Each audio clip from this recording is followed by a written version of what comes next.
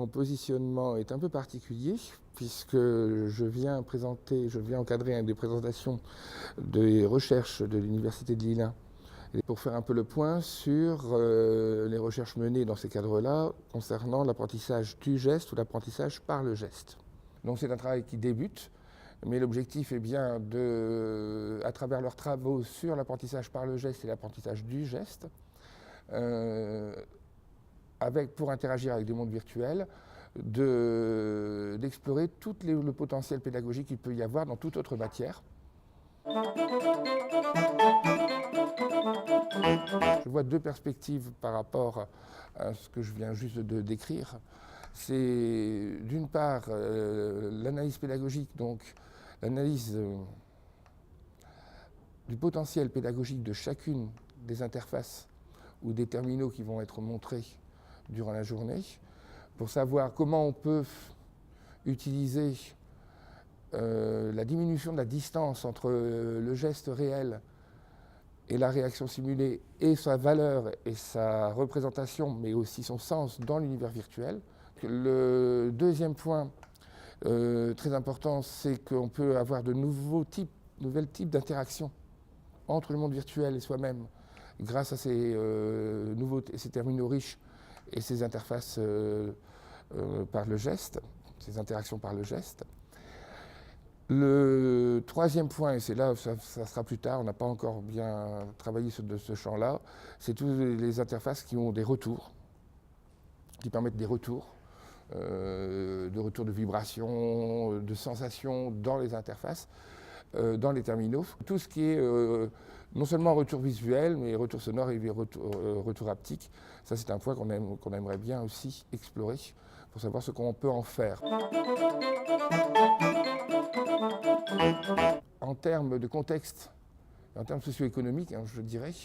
il y a deux façons d'aborder les choses pour essayer de savoir comment on peut investir ce champ-là en termes pédagogiques. D'une part, on peut développer des interfaces et des mondes virtuels sur mesure pour traiter, et des terminaux sur mesure pour traiter une problématique pédagogique, un apprentissage. Et donc là, on peut explorer des gestes qui sont... on peut expérimenter l'apprentissage de gestes qui sont trop coûteux en termes de matériaux d'œuvre ou autres pour être appris dans le réel, ou trop dangereux pour être appris dans le réel. Et donc on a en effet là une possibilité d'avoir une économie viable pour ce développement. Par contre, c'est vrai que développer des interfaces et des terminaux spécifiques pour apprendre les sinus, toute la trigonométrie, ça m'étonnerait qu'on mette les mêmes moyens. Donc il y a bien toute une problématique qui est d'explorer transversalement l'ensemble du potentiel des terminaux grand public pour inventer des scénarios pédagogiques qu'on pourra réinvestir dans différentes matières, en fonction des apports réels dont ils sont potentiellement porteurs.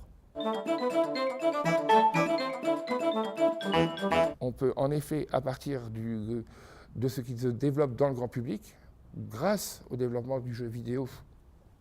au sens large, on peut donc réinvestir, mais ça demande quand même un lien entre différents types de compétences et de connaissances, parce que n'importe qui aura vu son fils affaler dans le divan jouant au golf avec la Wiimote, simplement en bougeant le poignet, aura bien compris que la Wiimote ne fait pas exactement ce qu'on pense qu'elle fait. Et si vous avez essayé de jouer au ping-pong avec les manettes de la Move, vous voyez bien que la distance entre votre geste et la réalité du décollage de la balle et de la frappe de la balle n'est pas si étroite que ça, si petite que ça, et qu'il y a bien un apprentissage du geste dans le cadre du jeu, mais pas simplement du geste réel. Donc voilà, il faut vraiment explorer et utiliser ces terminaux grand public pour ceux qui savent faire. Et c'est pourquoi ils savent faire ou ne pas faire, puisqu'en pédagogie, on peut aussi utiliser, dans la définition du micromonde, les défaillances comme une richesse pédagogique. Jamais personne n'acceptera de payer la bambache pour tuer une mouche, donc il faut bien cibler les apprentissages, les moyens en fonction de ce contexte.